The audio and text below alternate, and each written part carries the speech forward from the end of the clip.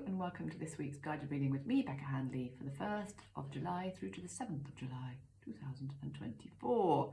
So we're in July, new month, new energies. We have a new moon on Friday the 5th, Cancer new moon, which is really about nurture, caring, family, soul tribe.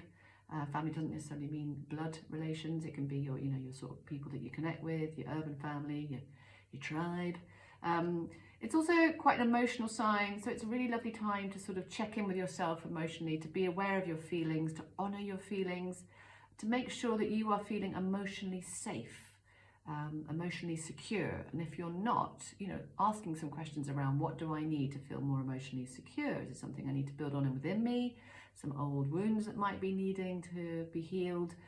Is it something that needs to change on your outside world? So something to kind of bear in mind this week. On the 2nd of July, we have the watery planet Neptune going retrograde for 5 whole months. It's a hazy kind of energy. So it's great for kind of creativity, spiritual work, meditation, kind of inner work. Maybe not so great for kind of analysis, sharp objectivity. So just be aware that that might be a little tricky to kind of tap into that. Precision could be tricky. It's very easy to zone out when Neptune is retrograde, particularly when people are talking to you. So make sure that you're trying to be present and listening with your heart and your ears, so that you don't sort of just zone out and miss stuff, because you might miss something important. People might not feel particularly seen or safe in your company. So yeah, tune up the ears, tune up the heart. One thing else to say, it's all about boundaries, healthy boundaries. You might get some sort of personal epiphanies around this time. And it's really important to sort of feel your way through these next 5 months. So really be in touch with your emotions as much as you can. They will guide you. There we go. That's your little sort of nutshell month, or nutshell week rather.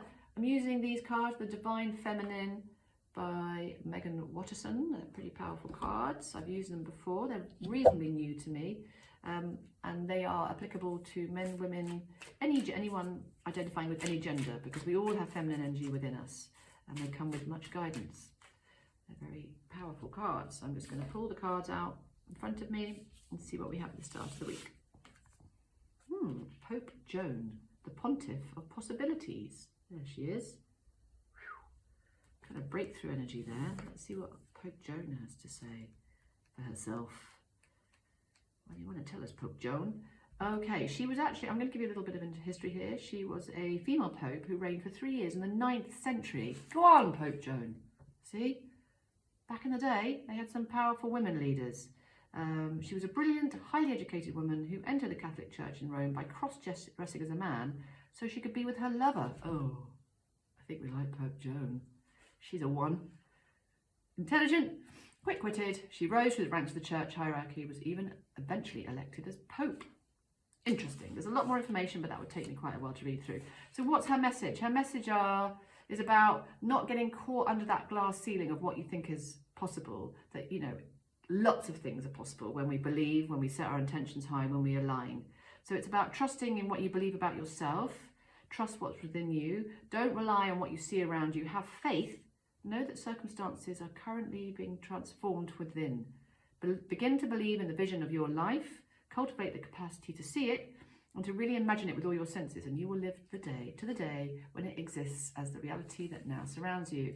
So it's about believing in your dreams, having that vision. So important for us to have visions, for us to have something bigger that we're reaching towards. We're not just here to plod through, we are these spiritual beings. So what are your dreams? What are your visions?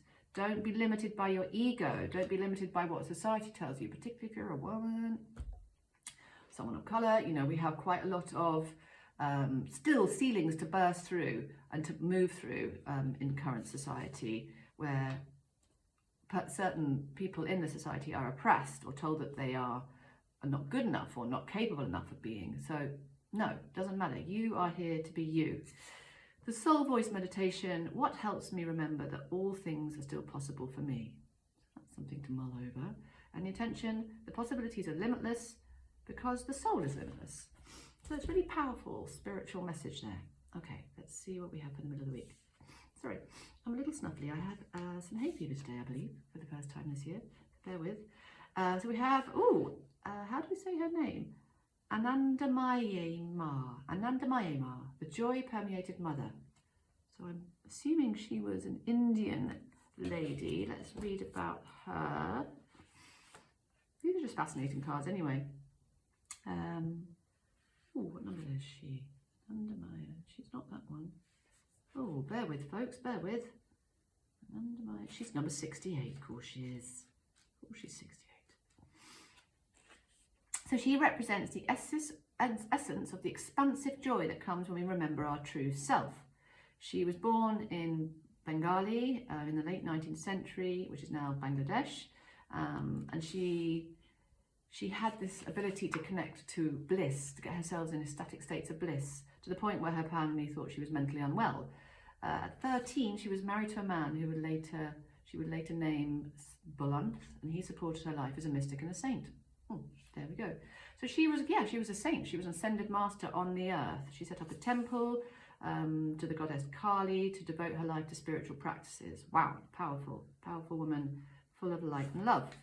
So her message is about connecting to the light. You know, we have this amazing vast universe that sends all this light towards us, and the more we work to get in alignment, the more we can kind of connect to that blissful state and feel that sort of power from within, our own lights connecting to the bigger lights. So it's really about finding things that give us joy as well, because joy is a lovely way to feel bliss and energy. It connects us immediately to something bigger. So the meditation here is, what does joy feel like in my body? The intention is, I am my own guru and know the self never changes. So this idea of sovereignty, this is a really powerful message at the moment, that not giving our power to other people, who, particularly those who don't have our best interests in heart. We have that power within ourselves to step into our power, to be aligned, to shine our lights, to move forward, to feel joy, to feel good. So this is very much that message in the middle of the week. Maybe finding opportunities to laugh, to connect, getting that inner child honoured. So yeah, that's a pretty lovely message for the middle of the week. Anandamaya, there she is. Beautiful, got a beautiful gentle energy in that face. Right, our last card for the week is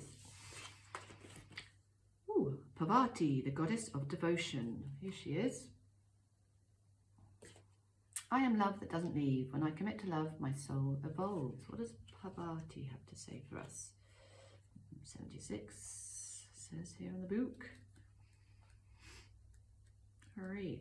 26. So she embodies the divine strength of devotion. She is a mountain that love becomes when we devote ourselves to another and to our own soul. She's a Hindu goddess of fertility, love and devotion, divine strength and power. She's the nurturing aspect of Shakti, gentle and feminine. So this is really interesting, because we've got this full moon on the 5th, which is all about nurture and family and loving others and looking after others. So this is particularly interesting that card has come through here.